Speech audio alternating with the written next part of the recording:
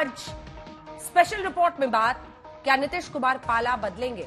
आखिर क्यों अचानक नीतीश कुमार के पाला बदलने की चर्चाओं का बाजार गर्म हो गया है, आपको एक रिपोर्ट के जरिए समझाते हैं।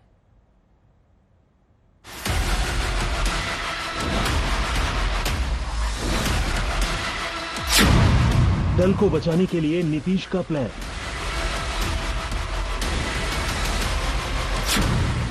क्या पलटी मारने वाले हैं नीतीश कुमार?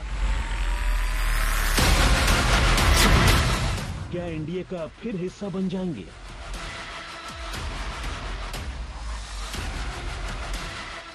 बीजेपी पर गर्म ललन को ठंडा कर देंगे?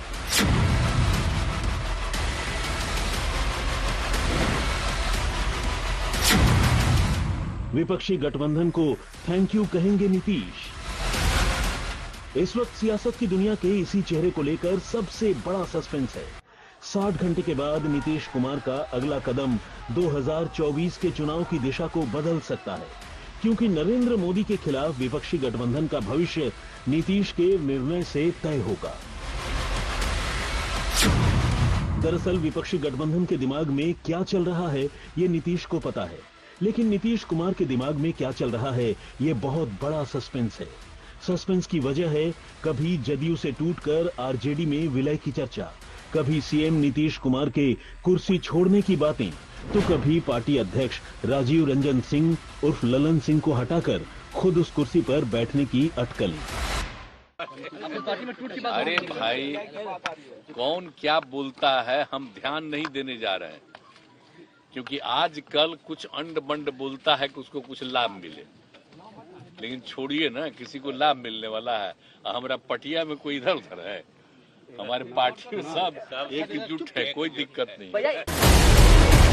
नीतीश ने एक शब्द में ऑल इज वेल कर दिया, लेकिन जिस वक्त नीतीश कुमार ने ये बात कही उस वक्त ललन सिंह साथ में मौजूद नहीं थे। बैठिए बैठिए ना बाबा, आप बैठिए, विदाई होगा आपका, चलिए बैठिए, भाषण दे रहे हैं, बैठिए, आप बोलिए ना। आपको भी गृह मंत्री जी पूरा देश देख रहा है कि कौन से भ्रष्टाचार की आप व्याख्या कर रहे हैं और कौन सा भ्रष्टाचार पर आप नियंत्रण करना चाहते हैं। इस देश में संविधान के प्रावधानों की व्याख्या करने का अधिकार इस देश के सर्वोच्च न्यायालय को है। इस सरकार ने सारे लोक लाज को ताखे पर रख दिया और डुबो के इस दिल्ली में शासन करना चाहते हैं। ललन सिंह जेडीयू के राष्ट्रीय अध्यक्ष हैं। आरसीपी सिंह को पार्टी से बेदखल करने के बाद नीतीश कुमार ने पार्टी की कमान ललन सिंह को सौंपी थी। नीतीश सरकार चला रहे हैं और ललन सिंह संगठन, लेकिन आरजेडी और जेडीयू के साथ आने के बाद पार्टी के अंदर खाने लालू प्रसाद और ललन सिंह की पर्सनल केमिस्ट्री को लेकर पिछले कुछ समय से सवाल खड़े हो रहे हैं। तो क्या नीतीश की पार्टी को तोड़ने की कोशिश उनके ही सेनापति कर रहे हैं? ललन सिंह को लेकर अटकलों का बाजार लंबे अरसे से गर्म है। अब ऐसी बातें सामने आ रही हैं कि नीतीश कुमार ने ललन सिंह को साइडलाइन करने का प्लान तैयार कर लिया है।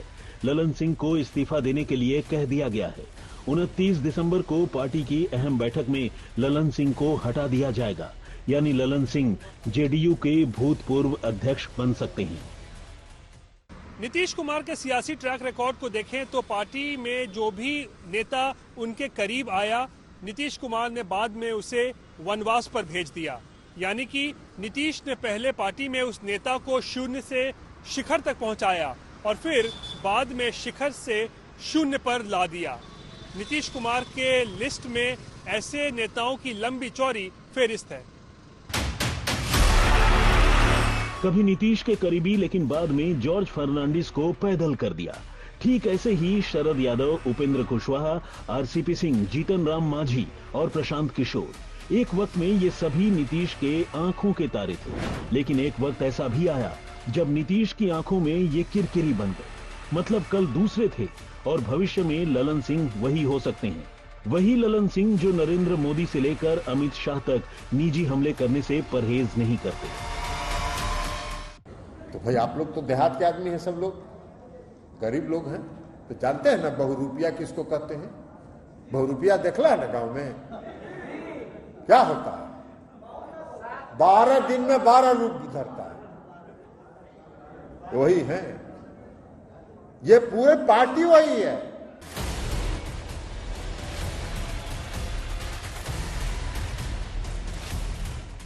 एक एक दरवाजे तक हम लोग पहुंचे और बताएं कि ये चाय बेचने वाला ढोंगी है, ये चाय नहीं बेचता है, चाय बनाने तो आता ही नहीं है, तो चाय बेचेगा कहां से? चाय बनाने आता है हमको? तो इसलिए ये ढोंगी को अब एक्सपोज करने की जरूरत है।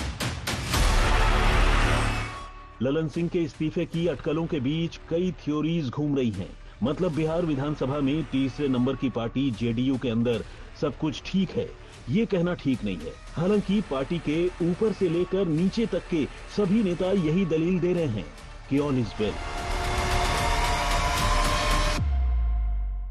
ऐसे किसी भी चर्चाओं अफवाहों पर मैं कोई टिप्पणी नहीं करना चाहता।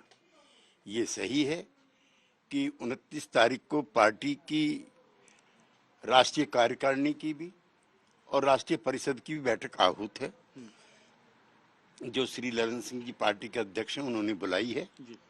वो अधिकृत भी बुलाने के लिए नीतीश कुमार जी समेत सभी प्रमुख नेता उसमें हिस्सा लेंगे।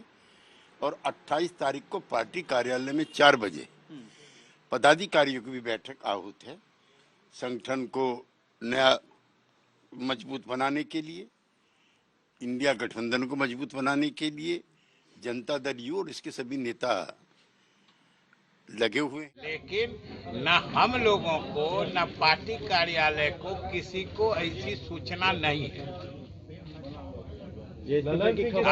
ललन सिंह के इस्तीफे को लेकर पूरा चर्चा हो रही है सर। क्या ललन सिंह के इस्तीफे को लेकर चर्चा हर जगह हो रही है? कहाँ चर्चा हो रही है?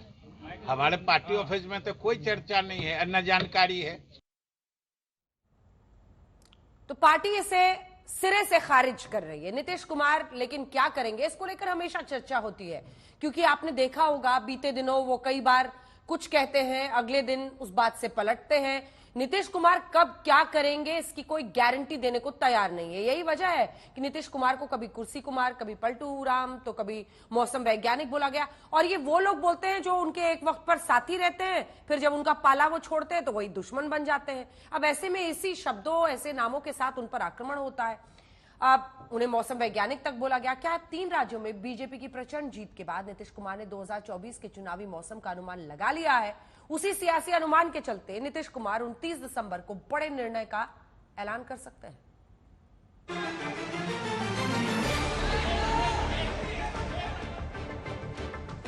ये तस्वीरें 10 दिसंबर की हैं, जब पटना में अमित शाह और नीतीश कुमार एक मंच पर एक साथ नजर आए। मौका पूर्वी क्षेत्रीय परिषद की 26वीं बैठक का था। बैठक में झारखंड, उड़ीसा, बंगाल और बिहार के मुख्यमंत्रियों को हिस्सा लेना था, लेकिन बैठक में सीएम के तौर पर सिर्फ नीतीश कुमार ने हिस्सा लिया। अगस्त 2022 में बीजेपी से नाता तोड़ने के बाद ऐसा पहली बार हुआ है जब नीतीश और शाह ने एक साथ मंच साझा किया। आप देख सकते हैं अमित शाह से कुछ यूं मिले नीतीश कुमार और तेजस्वी यादव। इन तस्वीरों में मुस्कुराहट है, लेकिन इससे पहले दोनों तरफ सिर्फ और सिर्फ तलखी थी। बुरी नीयत की, बुरी नीति की सरकार है, बेड सरकार है।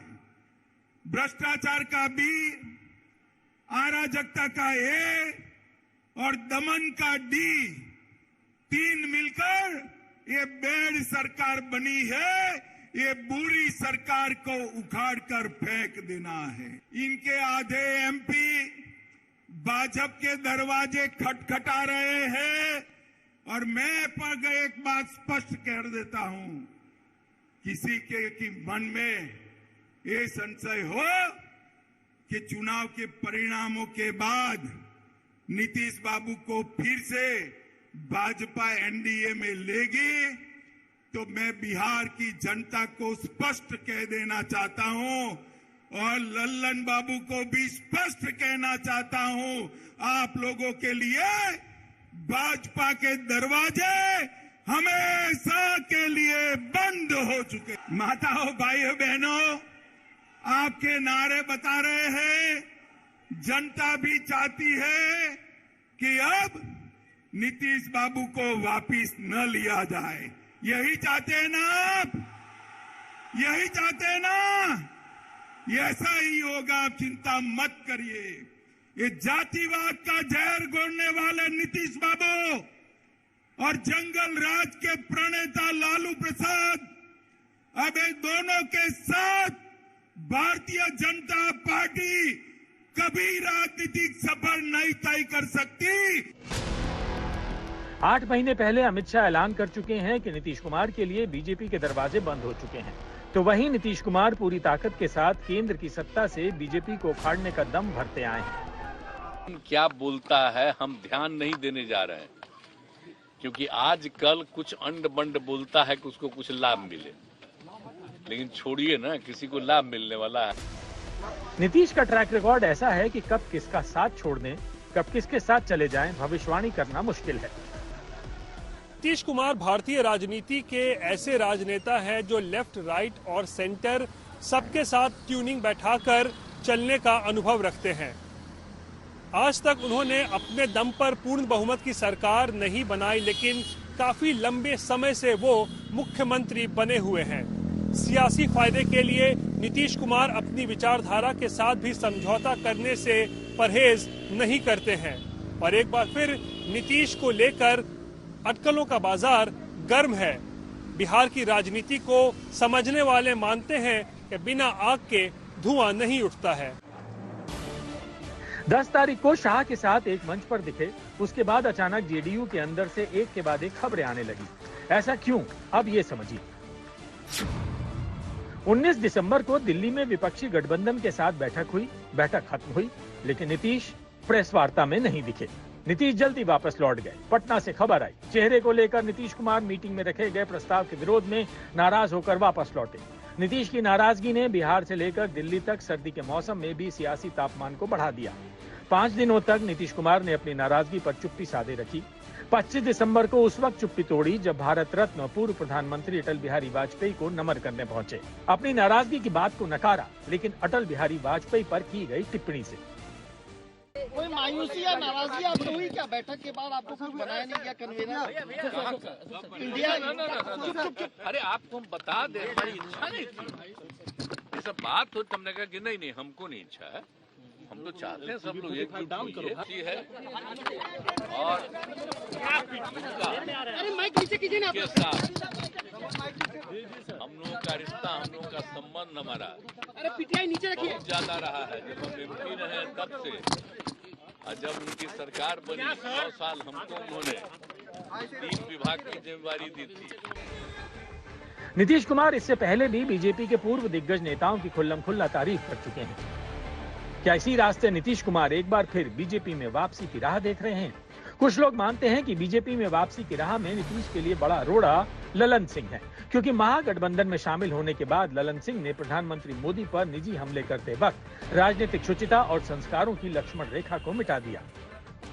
एक एक दरवाजे तक हम लोग पहुंचे और बताएं कि ये चाय बेचने वाला ढोंगी है, ये चाय नहीं बेचता है, चाय बनाने तो आता ही नहीं है, तो चाय बेचेगा कहां से?